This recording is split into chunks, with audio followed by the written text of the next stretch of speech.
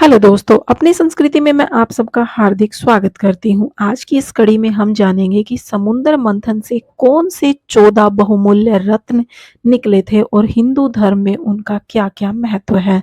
उससे पहले आप प्लीज चैनल को कर लीजिए सब्सक्राइब और अपना सपोर्ट बनाए रखना लाइक, शेयर एंड सब्सक्राइब से।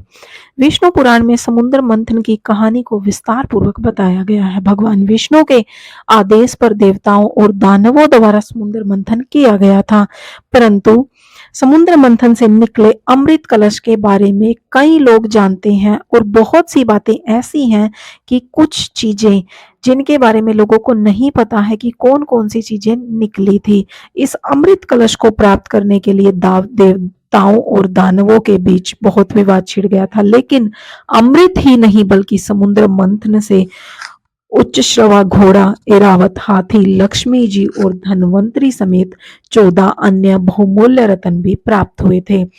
क्यों हुआ था समुद्र मंथन, सबसे पहले जान लेते हैं हम इसके बारे में। विष्णु पुराण के अनुसार महर्षि दुर्वासा के श्राप के कारण एक बार स्वर्ग श्रीहीन यानी ऐश्वर्य, धन और वैभव आदि से विहीन हो गया था। तब सभी देवगण समाधान के लिए भगवान विष्णु के पास पहुंचे।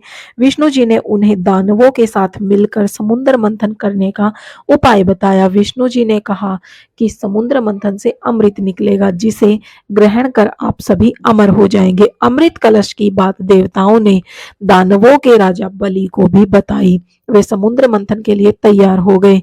वासुकी नाग की नेति यानी रस्सी तैयार की गई और मंद्राचल पर्वत की सहायता से समुद्र को मथा गया। समुद्र मंथन से अमृत निकला, लेकिन अन्य 13 वस्तुएं भी प्राप्त हुई थी, जो इस प्रकार है। सबसे पहली चीज प्राप्त हुई थी हलाहल विष।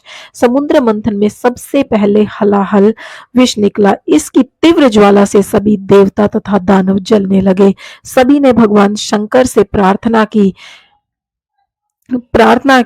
देवता, दानव तथा समस्त सृष्टि की रक्षा के लिए शिवजी इसे पी गए। विष के कारण शिवजी का कंठ नीला पड़ गया, इसीलिए शिवजी को नीलकंठ भी कहा जाता है। जब शिवजी विष पी रहे थे तब इसकी कुछ बूंदें पृथ्वी पर गिर गई थी, जिससे सांप, बिच्छू जैसे विषैले जंतुओं ने ग्रहण कर लिया था। कामधेनु गाय, समुद्र मंथन से हलाहल विष के बाद कामधेनु गाय निकली थी।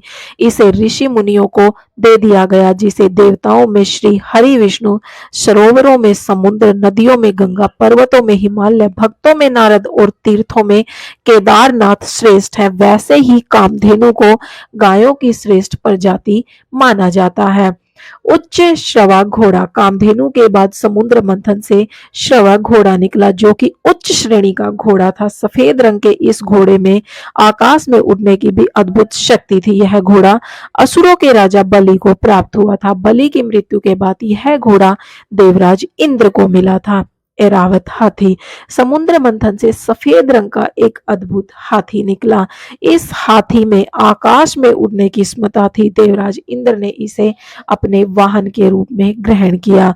कौस्तुभ मणि, सभी आभूषणों और मणि में बहुमूल्य कौस्तुभ मणि भी समुद्र मंथन से प्राप्त हुई। इस मणि में ऐसा दिव्य तेज था कि चारों ओर प्रकाश की ज्योति छा गई। भगवान विष्णु ने इसे स्वयं धारण किया।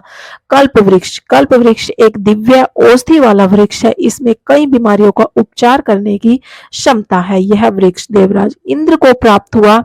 देवराज इंद्र ने कल्प वृक्ष को हिमालय पर्वत के उत्तर दिशा में सुरकानन स्थल पर लगाया। अप्सरा रंभा, समुद्र मंथन से सुंदर अप्सरा निकली, जिसका नाम रंभा दिया गया। रंभा देवताओं को प्राप्त हुई। यह देवराज इंद्र की राज्यसभा की मुख्य नृत्यांगना बन गई थी। माता लक्ष्मी, भगवान विष्णु के आदेश पर ही समुद्र मंथन किया गया था।